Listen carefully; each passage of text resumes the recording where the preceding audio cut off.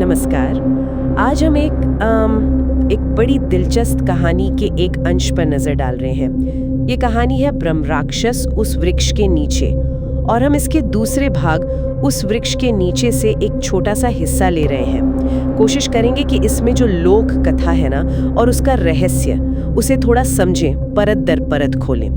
तो देखिए, कहानी में एक पात्र है अर्जुन, और उसे गांव वाले मतलब स्थानीय लोग मंदिर के पीछे एक बरगद के पेड़ के बारे में बताते हैं, चेतावनी देते हैं कि भाई वो पेड़ श्रापित है, उसके पास मत जाना।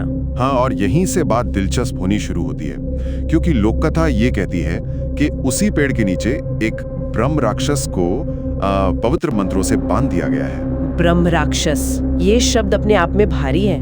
मतलब सिर्फ भूत नहीं। नहीं, बिल्कुल नहीं। ब्रह्म राक्षस मतलब एक ऐसी आत्मा जो अपने जीवन में ज्ञानी थी, शायद ब्राह्मण, पर किसी वजह से श्राप या कर्म इस योनि में अटक गई, और हाँ, बहुत शक्तिशाली माने जाते हैं ये। अच्छा, तो मतलब ये सिर्फ डरावनी कहानी नहीं है, इसमें ज्ञान, फिर श्राप, और फिर उसे कंट्रोल करने के लिए मंत्रों की शक्ति, ये सब जुड़ जाता है। पर मंत्रों से बांधना, ये थोड़ा अजीब नहीं? मतलब अक्सर तो सुनते हैं आत्माओं को भगा दिया या मुक्ति दिला दी, बांध कर रखना। हाँ, यही तो खास बात है। ये बंधन और श्राप का एक, कह सकते हैं, एक अनूठा मिश्रण है। ये दिखाता है कि मंत्रों की शक्ति पर कितना गहरा विश्वास था, कि आवाज, शब्द, उनमें इतनी ताकत हो सकती है कि वो एक शक्तिशाली अलौकिक शक्ति को भी रोक सके। शायद भगाना मुमकिन नहीं होगा, या शायद कोई और कारण रहा हो सकता है, बिल्कुल हो सकता है। या शायद उस बंधन का कोई गहरा मकसद हो जो कहानी में आगे खुले, और वो भी बरगद के पेड़ के नीचे, जो वैसे तो पवित्र माना जाता है पर यहाँ श्रापित है। ये कॉन्ट्रास्ट भी सोचने वाला है।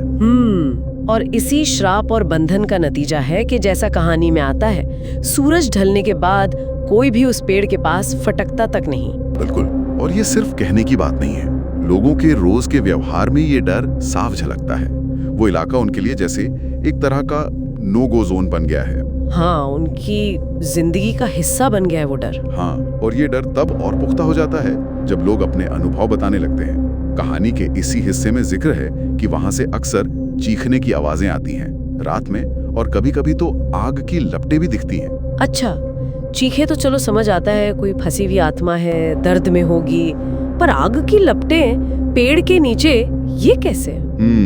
ये वाकई में रहस्य को और गहरा कर देता है। देखिए, आग का दिखना कई चीजों का इशारा हो सकता है वो ब्रह्म राक्षस के अंदर का जो भयानक क्रोध है, या उसकी शक्ति, उसका प्रतीक हो, या फिर श्राप की प्रकृति ही ऐसी हो। मतलब सिर्फ डराने के लिए नहीं, इसका कोई गहरा मतलब भी हो सकता है। बिल्कुल, ये दृश्य सिर्फ डर नहीं बढ़ाते हैं, बल्कि सोचने पर मजबूर करते हैं कि आखिर उस ब्रह्म राक्षस की कहानी क्या है, उसकी स्थिति क्या है। ये लोक कथाओं की खूबी होती है, उनमें परतें होती हैं। तो अगर हम इस छोटे से अंश को देखें, हमें क्या क्या मिला?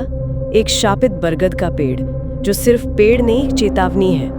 एक खास तरह की आत्मा, ब्रह्म राक्षस, जिसे मंत्रों से बांधा गया है, जो अपने आप में अनोखा है। फिर स्थानीय लोगों का गहरा डर, जो उनकी रोज की जिंदगी में दिखता है। और आखिर में वो रहस्यमयी चीखें, और खासकर वो आग की लपटें, ये सब मिलकर माहौल को बहुत रहस्यमयी बना देते हैं। सही कहा, एकदम। ये सारी चीजें मिलकर एक बहुत ही कसी हुई और रहस्यमयी तस्वीर बनाती हैं। और आखिर में ये एक सवाल छोड़ जाता है मन में कि लोक कथा में उस पेड़ के नीचे आग की लपटों का ही जिक्र क्यों है? क्या ये सिर्फ एक डरावना इफेक्ट है, या फिर ये उस ब्रह्म राक्षस की कैद में जो प्रचंड शक्ति है, या शायद उसके किसी अनकहे दर्द का प्रतीक है?